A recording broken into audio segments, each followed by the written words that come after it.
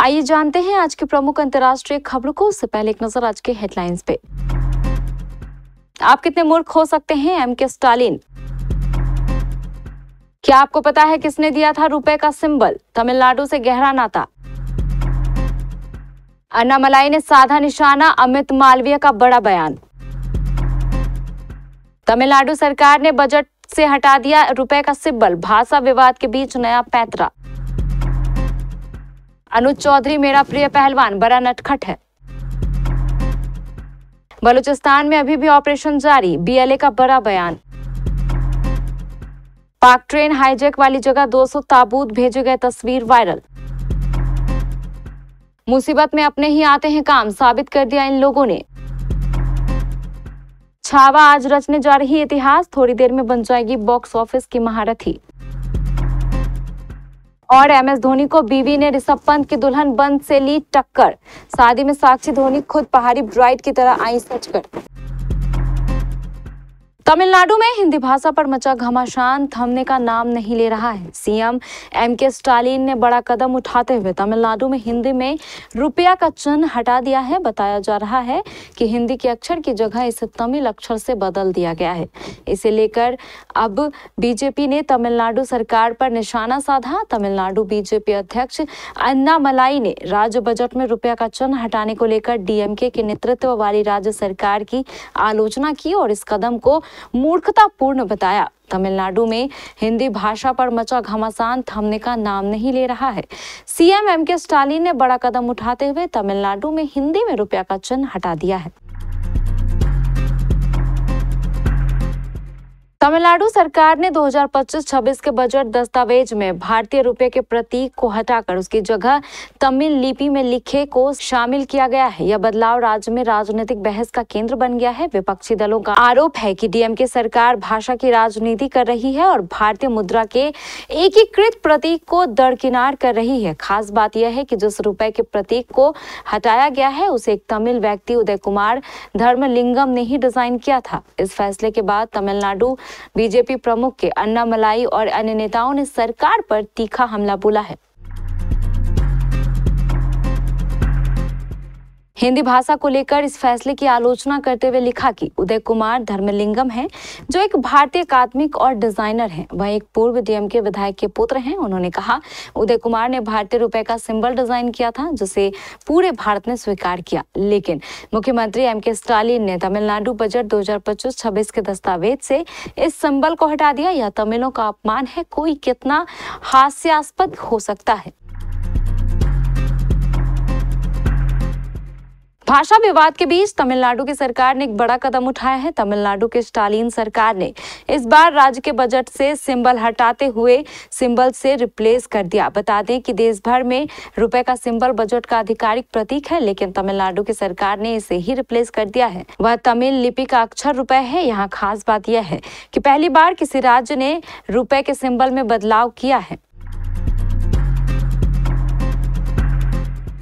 UP के संभल जिले में तैनात सीओ अनुज चौधरी अपने बयानों के चलते सुर्खियों में रहते हैं। हाल ही में उनके होली और जुमे पर दिए बयान पर काफी बवाल मचा था। अब सीओ अनुज चौधरी के बयान पर पूर्व बीजेपी सांसद बृजभूषण शरण सिंह ने भी प्रतिक्रिया दी है। उन्होंने बिना नाम लिए नसीहत देते हुए कहा कि स्थानीय स्तर पर कभी कोई दिक्कत नहीं होती, समस्या तब पैदा होती है जब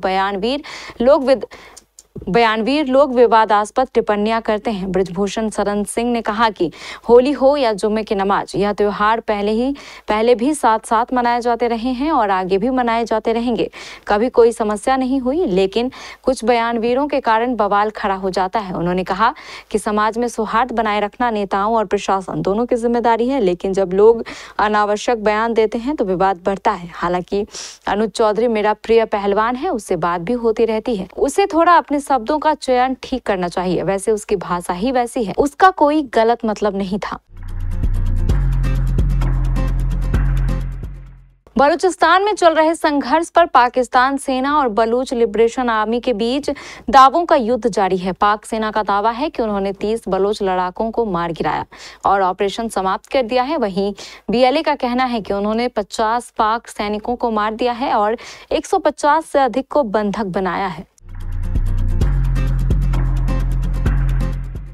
पाकिस्तान में दुनिया का सबसे बड़ा हाईजैक किया गया है, जिसमें बीएलए या बलूचिस्तान लिबरेशन आर्मी ने जफर एक्सप्रेस ट्रेन को हाईजैक कर लिया है। ट्रेन में सवार बंधकों को छुड़ाने के लिए पाकिस्तान आर्मी लगातार ऑपरेशन चला रही है। दावा किया जा रहा है कि बहुत से बंधकों को छुड़ा लिया गया है, जबकि बीएलए की ओर से दावा किया जा रहा है कि अभी भी बड़ी संख्या में लोग उसके बंधक बने हुए हैं। हालात जस के तस बने हुए दिखाई दे रहे हैं। इस पर एक तस्वीर वायरल हो रही है, जिसमें क्वेटा रेलवे स्टेशन पर 200 से ज्यादा ताबूत लाते हुए दिखाया गया है। इस तस्वीर को लेकर दावा किया जा रहा है कि इन 200 ताबूतों को क्वेटा रेलवे स्टेशन से बलूचिस्तान भेजा गया है। इसे देखते हुए संभावना जताई जा रही है कि ट्रेन हाईजैक वाली जगह पर सेना के ऑपरेशन में बड़ी संख्या में मौतें हुई हैं।